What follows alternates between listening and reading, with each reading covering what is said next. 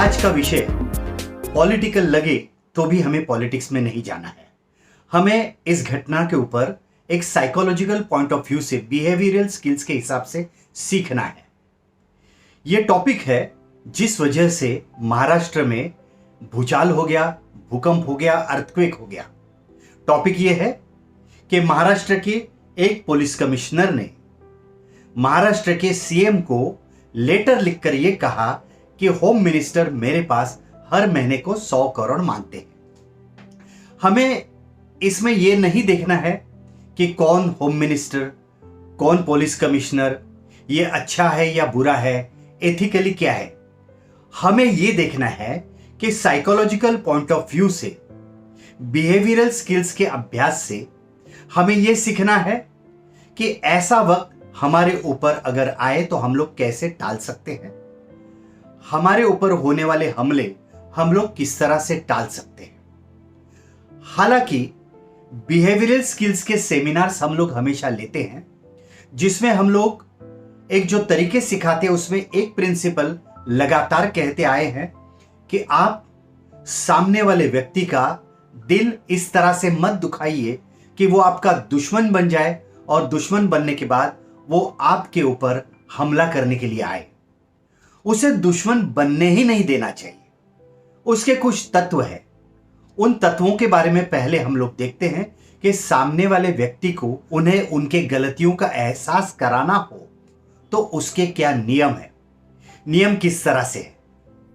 एक, सामने वाले की गलती दिखाते वक्त सामने वाले को मुजरिम के कटहरे में खड़े करके उससे बात मत कीजिए।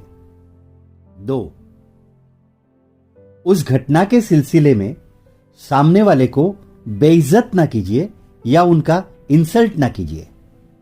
3, सामने वाले की गलती दिखाते वक्त सामने वाले की भावनाओं को ठेस पहुंचे इस तरह का बर्ताव ना कीजिए। 4, आपकी ठीक तरह से कृति होने के बाद वो आपका दुश्मन ना बने इस बात की कोशिश करे।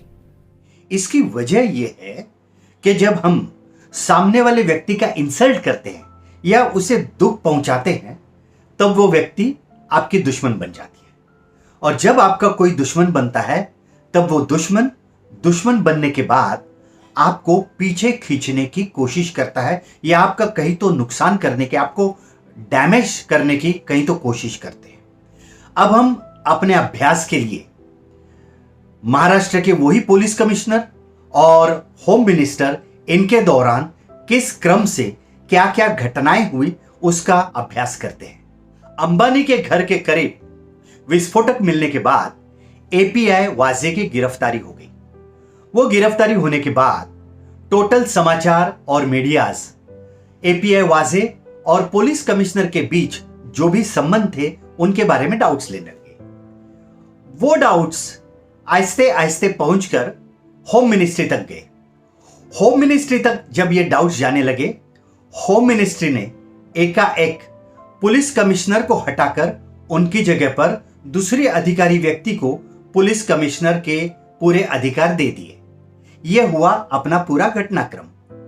इस सिलसिले में आपको कुछ बातें याद होगी। उस वक्त के समाचार ये थे कि उन कमिश्नर साहब को जो हटाया गया है, इस बात की खबर उन पुलिस कमिश्नर साहब को समाचारों से या मीडिया से हुई। तब तक उन्हें यह खबर तक नहीं थी कि उनको हटाया गया है। किसी भी हायर पोस्ट पर रहने वाले व्यक्ति को अगर इस तरह की ट्रीटमेंट मिले तो उन्हें वो शॉकिंग लग सकता है और बहुत इंसल्टिंग लग सकता है। अब दूसरी बात, शायद दूसरा इंसल्ट, कि होम मिनिस्ट्री की तरफ से डायरेक्ट ये बात जाहिर कर दी थी कि उन पुलिस कमिश्नर साहब की तरफ से कुछ गलतियां हुई थी, इसीलिए उनको हटाया गया है। किसी भी इस लेवल के अधिकारी व्यक्ति को जो मशहूर है, उनके लिए यह बात शॉकिंग और क्रोधित करने वाली भी हो सकती है। अब आपने शायद कभी यह सुना होगा कि सरकारी रिवाजों के अनुसार कोई भी अधिकारी व्यक्ति अपना चार्ज जब उस ऑफिस से छोड़ती है तब नए आने वाले अधिकारी व्यक्ति के पास अपना चार्ज सौंपती हैं और उसके बाद वो वहां से निकल जाते हैं। लेकिन यहां पर इन पुलिस कमिश्नर साहब ने ऐसा नहीं किया। वे खुद डायरेक्ट वहां से अपने घर चले गए, क्योंकि उनको लगी हुई इंसल्टिंग बात, जिसका उन्हें बड़ा क्रोध हुआ था, जो उन्हें ठीक नहीं लगी थी बात, जिस वजह से बड़े नाराज हुए थे। और भी कुछ बातें ऐसी हुई जो भूतपूर्व पुलिस कमिश्नर के दिल को ठेस पहुंचाने वाली थी। नतीजा यह हुआ कि भूतपूर्व पुलिस कमिश्नर ने एक लेटर सीएम को लिख दिया और उस लेटर को जाहिर कर दिया कि होम मिनिस्ट्री की तरफ से मेरे पास हर महीने के 100 करोड़ मांगे जाते हैं। बस वो लेटर जाहिर हो गया और महाराष्ट्र में अर्थक्वेक हो गया। इस बात का हमें अभ्यास करना है कि हम लोग ऐसे अर्थक्वेक को हमारे जिंदगी में कैसे टाल सकते हैं। हम लोग हमारे बिहेवियरल स्किल्स के ट्रेनिंग के सेमिनार में हमेशा एक तत्व लोगों को कहते हैं। वो तत्व आज हम लोग फिर एक बार दोहराते हैं। वो तत्व ये है कि आप कभी भी किसी का इंसल्ट मत कीजिए, क्योंकि एक बार लोग आपसे लिया हुआ पैसों का कर्ज शायद वापस नहीं करेंगे, लेकिन अगर आपने किसी का अपमान किया है तो आपके अपमान का कर्ज लोग वापस करते ही हैं, और वो भी आपके ब्याज के साथ आपके अपमान का कर्ज आपको वापस करते हैं। दुश्मनी किसी के साथ मत लीजिए। ये बात हम इसीलिए कहते हैं कि आप जो दुश्मन पैदा करते हैं वो दुश्मन हमेशा इस बात की राह देखता है कि आपकी गर्दन कैसे और कब झुकाए। अब दूसरी बात यह है कि आपको सामने वाले को जो भी बात कहनी है वो बात सामने वाले को इस तरह से मत कहिए कि जिस तरह से उसके दिल को ठेस पहुंचे।